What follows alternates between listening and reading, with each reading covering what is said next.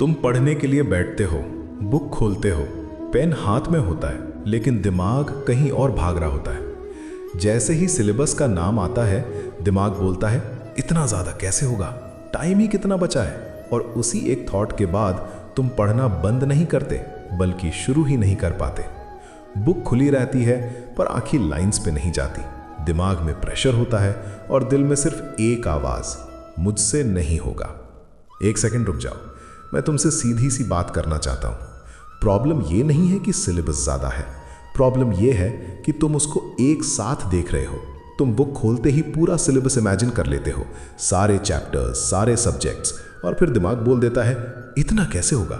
सच ये है कि तुम पढ़ाई से नहीं भाग रहे, तुम उस प्रेशर से भाग रहे हो जो तुमने खुद अपने ऊपर डाल लिया है। और एक बात ध्यान से सुनो, जो चीज़ एक दिन में नहीं हो सकती उसे 30 दिन का दुश्मन बना के मत रखो। तुम्हें पूरा सिलेबस आज नहीं जीतना, तुम्हें बस आज का काम करना है, सिर्फ आज, सिर्फ एक छोटा सा स्टेप। और जब तुम एक छोटा स्टेप लेते हो ना, तो दिमाग को पहली बार लगता है अच्छा ये पॉसिबल है। अब सबसे पहला काम करते हैं, और ये सबसे इंपॉर्टेंट स्टेप है। जो तुम पूरा सिलेबस कह रहे हो ना, वो असल में एक इल्यूजन है। दिखने में बड़ा लगता है, पर जब तोड़ते हो तो समझ आता है कि वो डेली का काम ही होता है। सच ये है, रियल सिलेबस कभी पूरा नहीं होता। रियल सिलेबस होता है आज के 3-4 छोटे काम।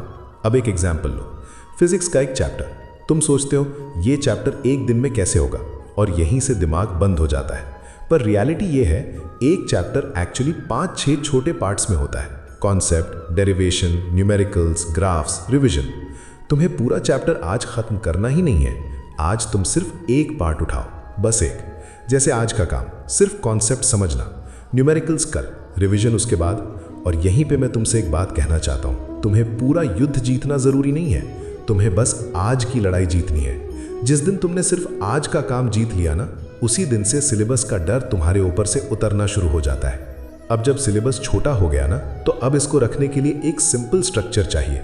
कोई फैंसी टाइम टेबल नहीं, बस 3 स्लॉट्स। हाँ, सिर्फ 3।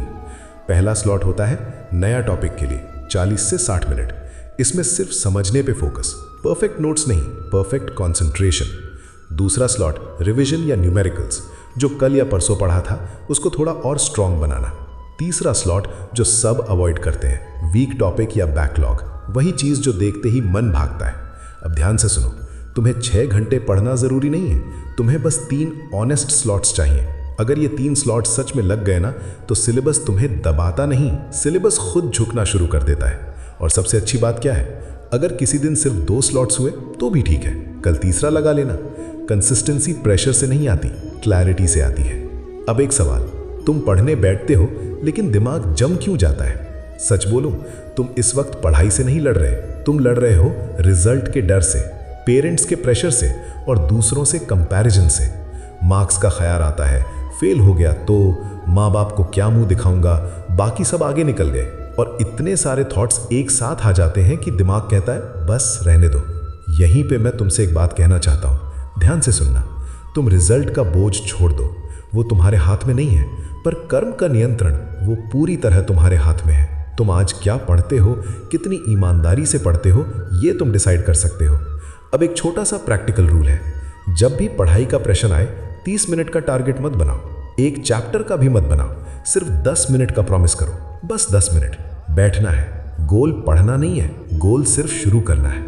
अक्सर होता क्या है, 10 मिनट के बाद दिमाग धीरे धीरे खुलने लगता है, और जो काम इम्पॉसिबल लग रहा था वो पॉसिबल लगने लगता है। फ्रीज तब टूटता है जब तुम प्रेशर कम कर देते हो और एक्शन थोड़ा सा शुरू कर देते हो। अब एक सच बोलता हूँ, और शायद ये थोड़ा कड़वा लगे, पर ये ज़रूरी है।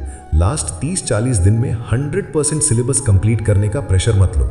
ये प्रेशर तुम्हें आगे नहीं बढ़ाता, ये तुम्हें फ्रीज करता है। सच ये है, बोर्ड्स जीतने के लिए हर चीज़ पढ़ना ज़रूरी नहीं होता। 80% सिलेबस पर उस 80% की स्ट्रॉन्ग रिविजन, ये कॉम्बिनेशन काफ़ी होता है। जो चैप्टर्स तुम समझ चुके हो उनको बार बार रिवाइज करो, उनसे क्वेश्चंस बनते हैं, कॉन्फिडेंस वहाँ से आता है। जो चैप्टर्स बिल्कुल नए हैं उन्हें टच करो, समझो, पर उनके पीछे अपनी सारी एनर्जी मत डालो।